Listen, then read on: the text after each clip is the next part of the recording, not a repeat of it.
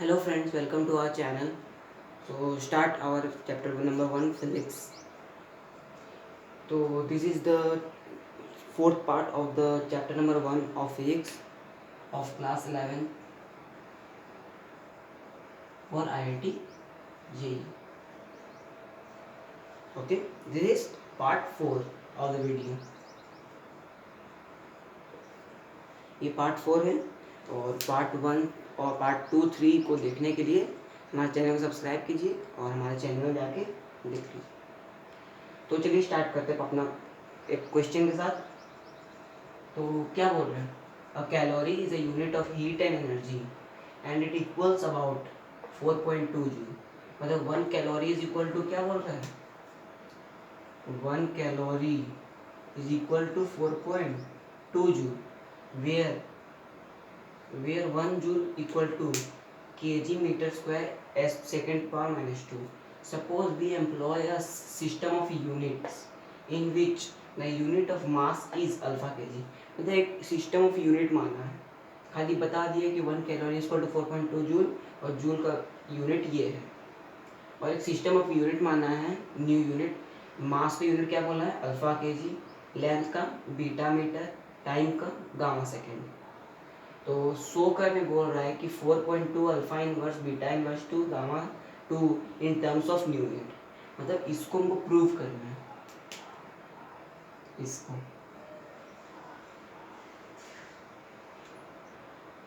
समझ आ गया? तो चलिए प्रूव करते हैं।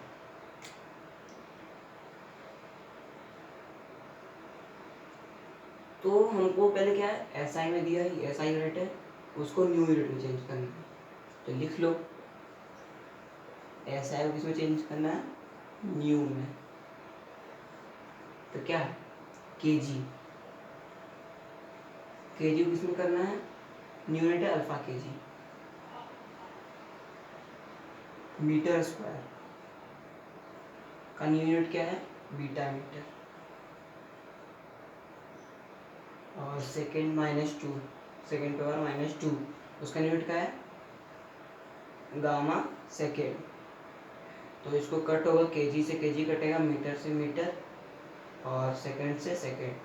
तो ये है, इसके पावर 1 पर माइनस 2 है, इसके पावर 1 है, 1 है तो 1 इनवर्स में चला क्या आ जाएगा? 1 अल्फा इनवर्स 1 आएगा और बीटा, बीटा का पावर 2 हो जाएगा। तो बीटा इनवर्स में चला क्या आ जाएगा? Beta inverse 2। 2 इनवर्स इस पे हट जाता है, पावर तो इस पे ना आ गया। हाँ समझ नहीं होगी, मतलब इस पे पावर था, इस पे पावर, मीटर मीटर कर गए, जो पावर बचा है वो इनवर्स में चल जाएगा क्योंकि ये ऊपर गया है, समझ आ गया? ये ऊपर चल जाएगा और इस पे पावर था -2 का, -2 जब ऊपर जाएगा तो क्या हो जाएगा? +2 में बदल जाएगा। तो ये न्यू यूनिट में आ गया, न्यू यूनिट आ गया, इसको न्यू यूनिट बोले हैं। तो मैग्नीट्यूड कितना है? 4.2 जूल दिया magnitude, 1 calorie equal to 4.2 joule. इसको 4.2 से मल्टीप्लाई कर दो तो हमारा आंसर आ जाएगा। समझ में आ गई? तो इसको नोट करो, हम नेक्स्ट क्वेश्चन चलते हैं।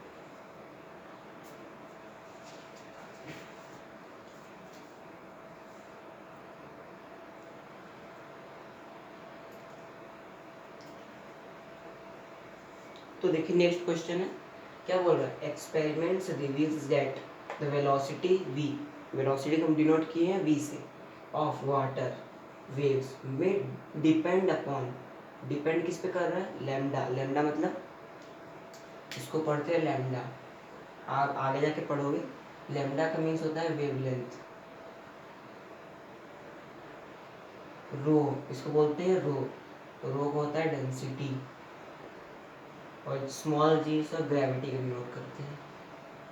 तो इस तीनों पे डिपेंड करता है कौन? वेलोसिटी। इसी तीनों पे डिपेंडेंसी के एक इक्वेशन बनाना है वेलोसिटी का। तो सिंपल क्वेश्चन है, पिछले लेक्चर में भी आपको बताया था एक ऐसा ही क्वेश्चन, तो बहुत इजी। तो क्या बोल रहे हैं? वेलोसिटी किसके प्रोपोर्शनल होना चाहिए? लैम्डा, इसका कुछ तो पावर होगा x, और रो का कुछ पावर y, और g का कुछ पावर z, इसके प्रोपोर्शनल है। तो प्रोपोर्शनलिटी घटता है तो कांस्टेंट आता है, तो कांस्टेंट आ गया। तो वेलोसिटी का आपको पता होगा डायमेंशनलाइजेस क्या होता है। वेलोसिटी का जो डायमेंशनलाइजेस होगा वो होता है L T minus one. L T minus one होता है वेलोसिटी डायमेंशनलाइजेस। और ये क्या है के कांस्टेंट का कुछ डायमेंशनलाइजेस, कांस्टेंट डायमेंशनलाइजेस जीरो, इसको हटा दो। लैम्डा, लैम्डा मतलब क्या है, लैम्डा सोचो जल्दी जल्दी।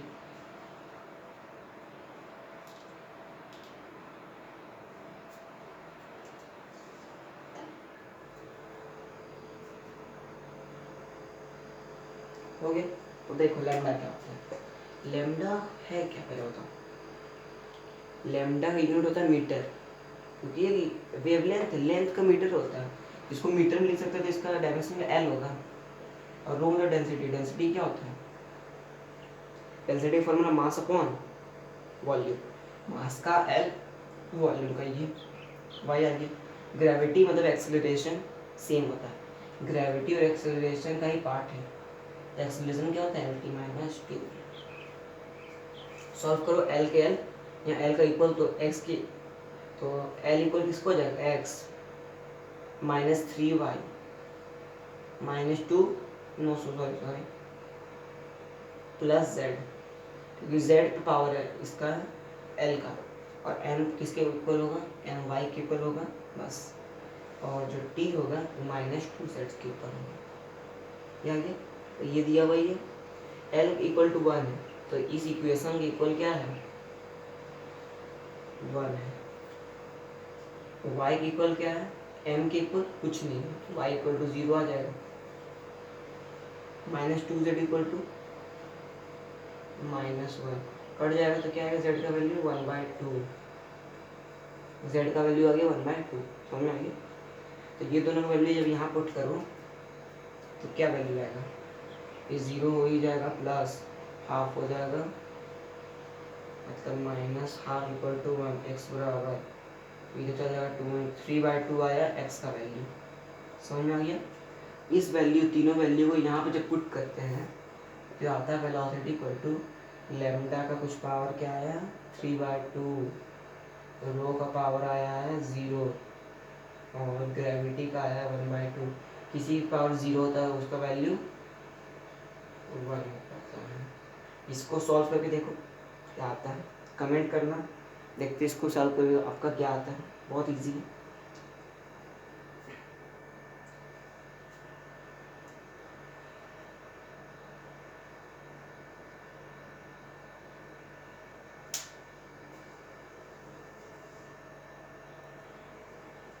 हुआ, देखो आपको पता होगा किसी का पावर वन बाई टू रहता है तो उसको रूट में लिखते हैं, पता है। इसको वन बाई टू के टर्म्स में लिखोगे तो रूट लैम्डा का पावर थ्री आ जाएगा, ये आएगा। तो जी क्या आएगा, इसी रूट में हो जाएगा इंटू जी में, तो ये आ जाएगा इक्वेशन, समझ में आ गई। ये इक्वेशन नोट करो, नेक्स्ट क्वेश्चन पे जाएंगे।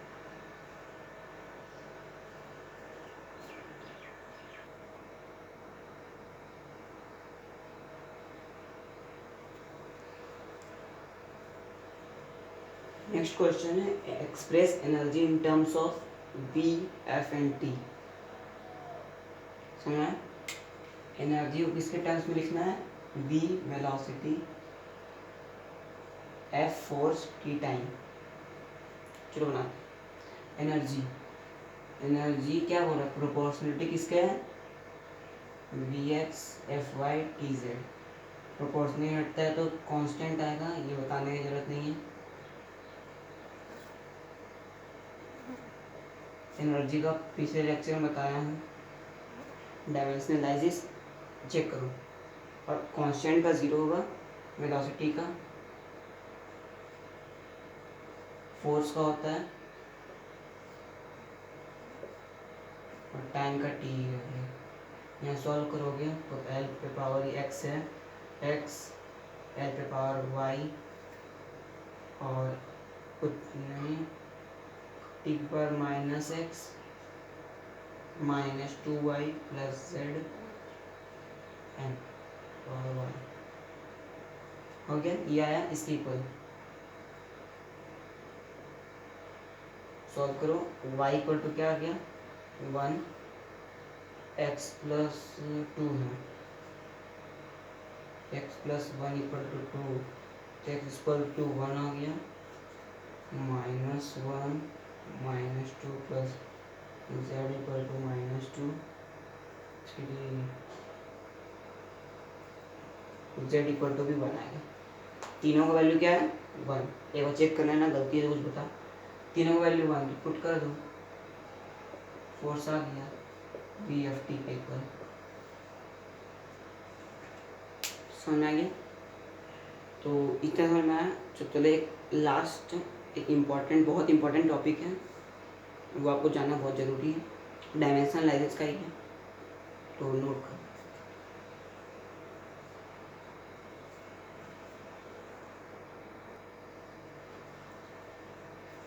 तो चलो देखते हैं तो क्या बोल रहे हैं कि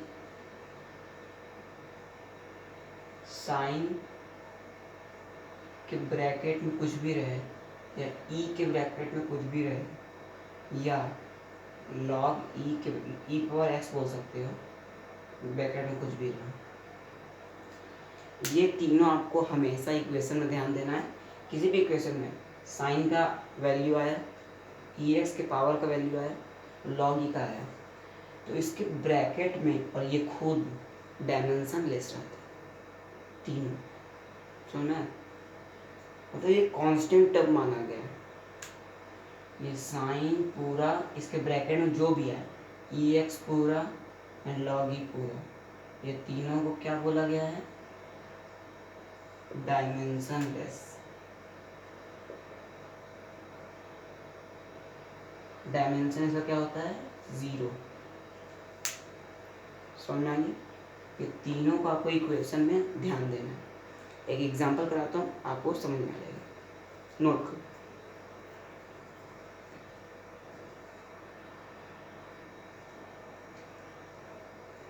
देखो क्वेश्चन है, आपको खुद पे को समझ में आ जाएगा।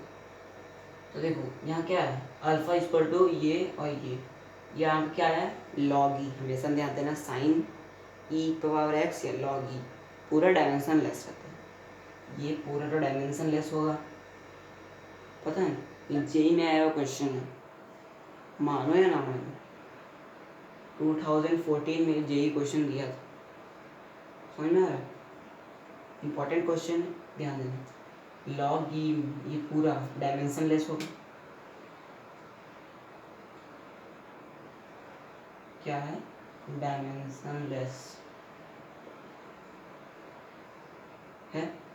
तो हमको अल्फा और बीटा क्या निकालना है, डायमेंशन निकालना है, बहुत इजी। देखो मैं आपको शुरू में बताया था कि हर यूनिट या हर पार्ट के इक्वेशन का डायमेंशन इक्वल रहता है, जिसको आप ये बोल सकते हैं प्रिंसिपल है, प्रिंसिपल ऑफ होमोजेनिटी। पढ़े होंगे आप डायमेंशन एनालिसिस चैप्टर में, प्रिंसिपल ऑफ होमोजेनिटी उसी में रहता है, पढ़ने का रहता है कि इक्वेशन के हर पार्ट का डायमेंशन सेम होता है, समझे। उसको क्या बोलते हैं, प्रिंसिपल ऑफ होमोजेनिटी। लिख लो, प्रिंसिपल ऑफ होमोजेनिटी। आप किसी बुक में पढ़े होंगे, चाहे एनसीईआरटी हो, समझे, एनसीईआरटी में आपको होता है, तो हमको डेफिनेशन का जरूरत नहीं, हमको तो कंसेप्ट का जरूरत है, क्योंकि जेई। तो ये देखो अल्फा का डायमेंशन इसके इक्वल होगा, इसके इक्वल होगा, तो लिख लो एफ द फोर्स, फोर्स का डायमेंशन मुझे बताने की जरूरत नहीं है, आपको मैं बता दिया हूँ शुरू में ही, फर्स्ट लेक्चर में आपको कवर कर रहा था। इसका स्क्वायर बार बीटा का तो हमको निकालना ही है, ठीक है। तो लेकिन अल्फा का आपको देख जाऊँगा कि जब तक बीटा का हमको डायमेंशन नहीं पता चलेगा तो अल्फा का निकलेगा नहीं, हमको पहले बीटा का डायमेंशन निकालना पड़ेगा। यहाँ से बीटा का डायमेंशन निकलेगा, तो देखो इस होल का डायमेंशन क्या होता है 0 होता है, तो हम इसको 1 के इक्वल मान के चल सकते हैं, 1 के इक्वल तो कम से कम होगा, क्योंकि डायमेंशन 0 है तो 1 ही तो होगा, किसी का भी डायमेंशन 0 होता है उसका वैल्यू 1 ही ना होता है। तो ले लो log e 2 pi beta upon V square equal to 0। ये तो कांस्टेंट टर्म है, इसको हटा सकते हैं हम, हटा सकते हैं ना। इसको सॉल्व करो, 0 मान रहे हैं हम, 1 ले लो, 1 होता है वैल्यू। इसको सॉल्व करो तो पाई यहाँ पर कांस्टेंट है, 2 भी कांस्टेंट है, इसको भी हटा दो, आएगा वी स्क्वायर। बीटा किसके इक्वल है, वी स्क्वायर के इक्वल है। बीटा का क्या आ जाएगा, LT -2, डायमेंशन एनालाइज आ गया। इसको यहाँ पुट करेंगे, अल्फा का डायमेंशन एनालाइज आ जाएगा, हो जाएगा सॉल्व, हो जाएगा, कोई दिक्कत नहीं है। तो नोट करो,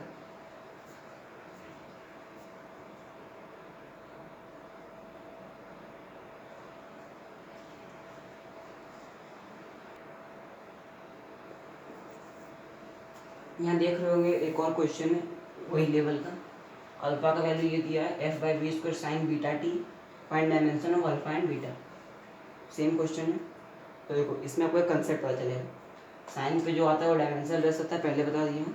मतलब बीटा का वैल्यू क्या है, डायमेंशन लेस। अल्फा का ही नहीं, देखो अल्फा किसके ऊपर रहेगा, MLT -2 v का स्क्वायर। इसको सॉल्व करोगे तो आपका आ जाएगा -1, बस कट जाएगा, हाँ हो गई। तो देखो यहाँ पर हमको बीटा का डायमेंशन निकालने की जरूरत ही नहीं पड़ा, इसके इक्वल मान ही नहीं माने। जब जरूरत ना पड़े तो इसको इक्वल वन नहीं लो। उस पिछले क्वेश्चन में जरूरत पड़ा था, क्योंकि अल्फा का डायमेंशन निकल ही नहीं आता, तो उसको वैल्यू 1 ले लिए। तो इसका आंसर बीटा का डायरेक्ट आंसर डायमेंशन लेस आ गया। इसका 1 भी बोल सकते हो, ये डायमेंशन लेस बोलना, और अल्फा का आ गया, हो गया। तो बस यही डायमेंशन और यूनिट्स के चैप्टर में यही कुछ है, और 3-4 टॉपिक हैं तो वो कवर तुरंत हो जाएंगे। तो बस उसके बाद हम नेक्स्ट टॉपिक पर अपना जाएंगे, चैप्टर नेम है बेसिक मैथमेटिक्स, जो IIT-JEE के पॉइंट ऑफ व्यू से इम्पॉर्टेंट है, बेसिक चैप्टर है। तो इसको नोट करो, फिर उसके बाद जाते हैं।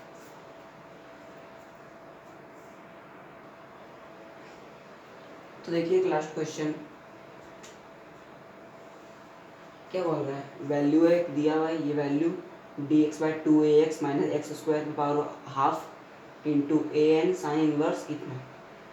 इसमें हमको वैल्यू निकालना है इस n का वैल्यू हमको, तो कैसे निकलेगा। मेरे को पता है साइन के पास कुछ भी रहता है और डायमेंशन लेस होता है, इसका तो वैल्यू आ गया डायमेंशन लेस है। तो ये तो कहानी खत्म, अब इसके इक्वल an होगा। तो देखो dx, x क्या है, लेंथ है, लेंथ का क्या होता है डायमेंशन लेस, l लिखो, इंटीग्रेट तो हट जाएगा, इंटीग्रेट छोड़ो, 2 कांस्टेंट हटाओ, a का भी यूनिट l हो जाएगा, डायमेंशन x का भी l होगा, तो क्या हो जाएगा l² माइनस यहाँ l² और उसके पावर क्या है हाफ इक्वल टू an। इसको सॉल्व करो जल्दी।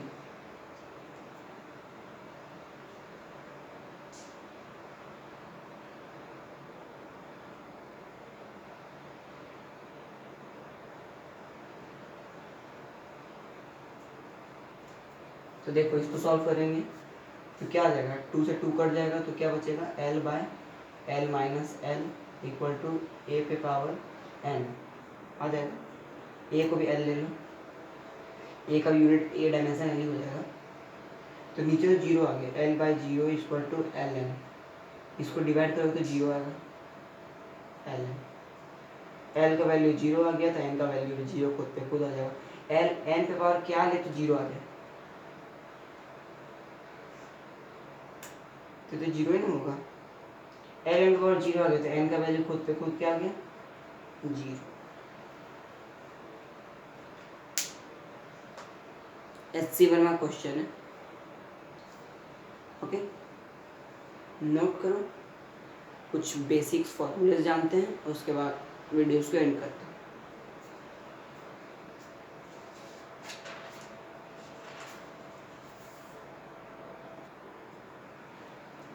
तो देखो सिग्निफिकेंट फिगर्स होता क्या है, इम्पोर्टेंट है, देखो समझना, एक एग्जांपल समझते हो। इसके NCERT में 4 फॉर्मूले होते हैं, फॉर्मूले बोलो या रूल बोलो, उसको आप एक रूल समझ जाओगे। देखो सिग्निफिकेंट फिगर, एक फॉर्मूला याद रखना सिर्फ, जीरो के लेफ्ट में अगर कोई नंबर आए तो जीरो का वैल्यू, वरना नहीं। अब देखो समझ में नहीं आ रहा हो समझा, इसमें बोलो कितने सिग्निफिकेंट फिगर। एक चीज बता देता हूँ, जितने नंबर उतने सिग्निफिकेंट फिगर। अभी ये जानो, समझ आ गई। इसमें कितने सिग्निफिकेंट फिगर है ये बताओ तो। 3 है, 1 2 3। इसमें कितने सिग्निफिकेंट फिगर है? 6। गलत, 6 नहीं होगा,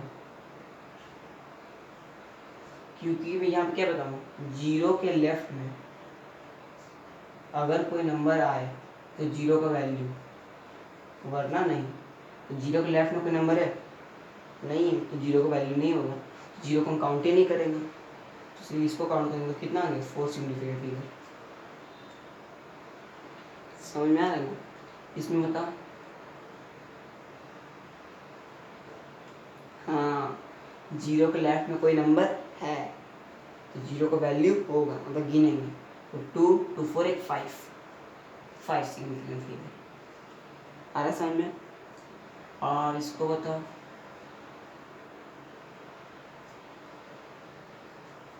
कितने हैं?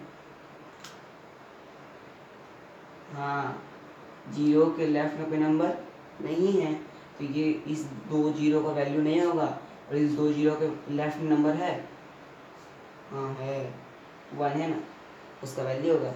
तो हम सिर्फ इसको काउंट करेंगे, इस दोनों को काउंट नहीं करेंगे। 3 और 6 हो जाएगा। इतना समझ में आया। तो चलो एक और देखें, इसमें कितने सेकंड फिगर है? नहीं, इसमें 2 सिग्निफिकेंट फिगर है। जीरो के लेफ्ट में कोई नंबर है, हाँ है, 2 हो गया। और जो पावर में रहता है 10 के पावर कुछ भी होगा उसको हम काउंट नहीं करते, ये कंसेप्ट है। 10 के पावर कुछ भी होगा उसको हम काउंट नहीं करेंगे। इसमें 2 सिग्निफिकेंट फिगर है। इसमें कितना होगा?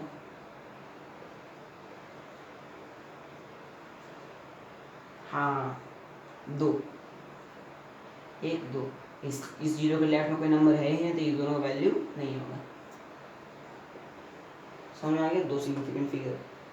तो ये रूल है, इसको नोट करो और कुछ एग्जांपल्स भी चलते हैं।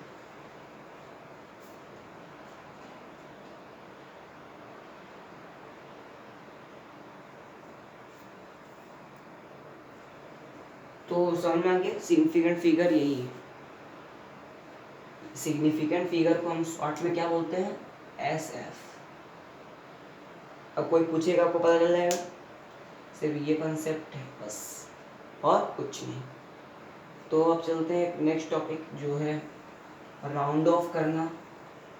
कैसे हम राउंड ऑफ करते हैं।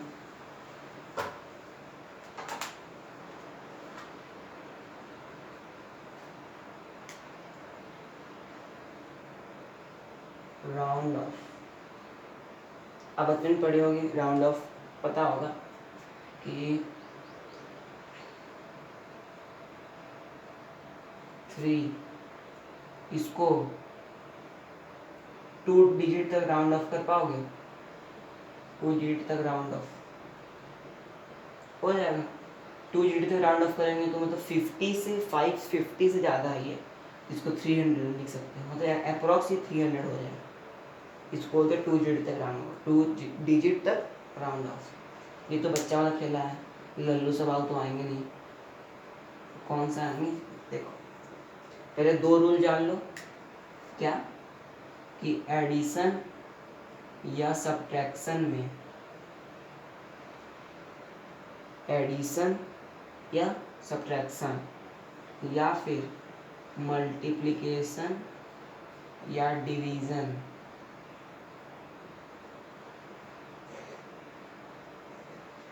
एडिशन सब्ट्रैक्शन में वो क्या देखना है, लीस्ट डेसिमल पॉइंट,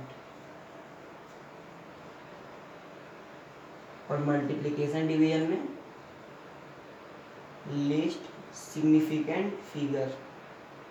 अभी बताया, ये नोट करो, ये दो फॉर्मूला बहुत इम्पॉर्टेंट है, इस पे क्वेश्चन आते हैं, ज़्यादा नहीं आते लेकिन आते हैं। ये दो फॉर्मूला बहुत नोट करो, ये कोई बुक में नहीं दिया होगा, ये मेरा फॉर्मूला है, समझना है, नोट करो। उसके बाद कुछ 2-3 क्वेश्चन करते हैं, फिर वीडियो को एंड करते हैं। तो सब्सक्राइब करते रहिए और लाइक करते रहिए। नोट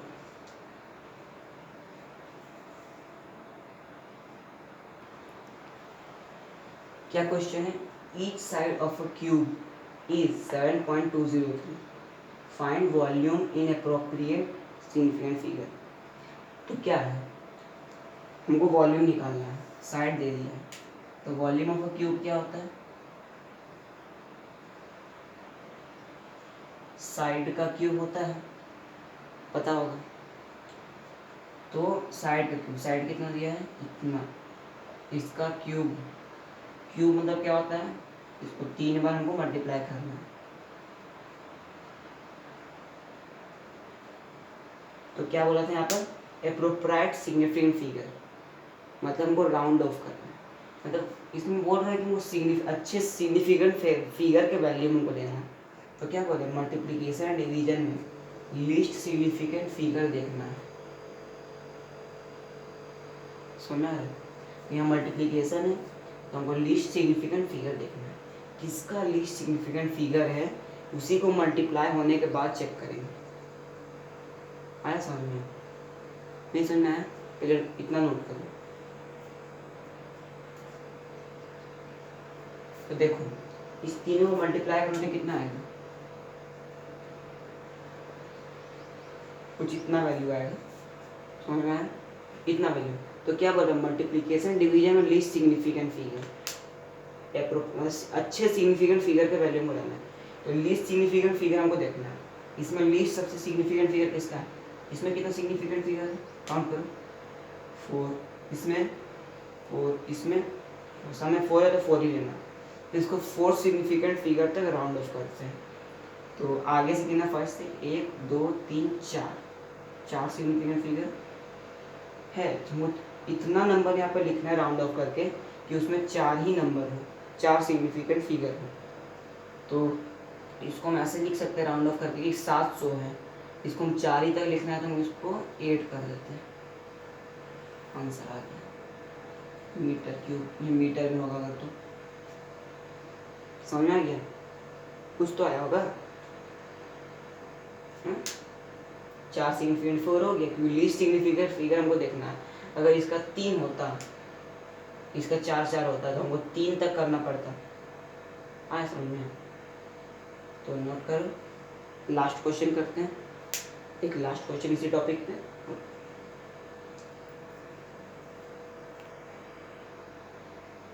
यहाँ क्या दिया, लेंथ दिया है, ब्रेथ दिया है, लेंथ और ब्रेथ दिया, हमको निकालना है क्या है, एरिया एप्रोप्राइट सिग्निफिकेंट फिगर में, ये एप्रोप्राइट राउंडिंग ऑफ करके। तो लेंथ और ब्रेथ, एरिया का फॉर्मूला क्या होता है, लेंथ इंटू ब्रेथ, किसी का भी एरिया लेंथ इंटू ब्रेथ मानो, तो इसको यूनिट को किससे मल्टीप्लाई करना है, इससे, इस दोनों को जो मल्टीप्लाई करोगे कितना आएगा, लगभग में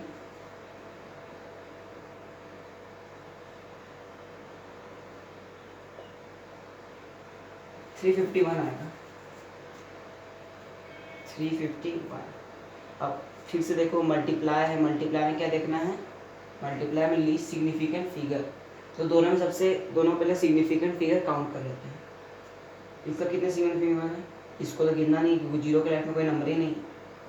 4, इसमें भी नहीं है तो 3, 4 और 3 से छोटा कौन है, 3, तो इसमें भी हमको 3 ही रखना है। तो मल्टीप्लाई के कितना आया, 3 आया, तो 3 ही रहेगा आंसर। हो गया, समझ में आया? आया? नहीं आया कोई दिक्कत नहीं है, अगले लेक्चर में 2-3 लेक्चर क्वेश्चन और करेंगे तो समझ में आ जाएगा। तो ऑल द बेस्ट।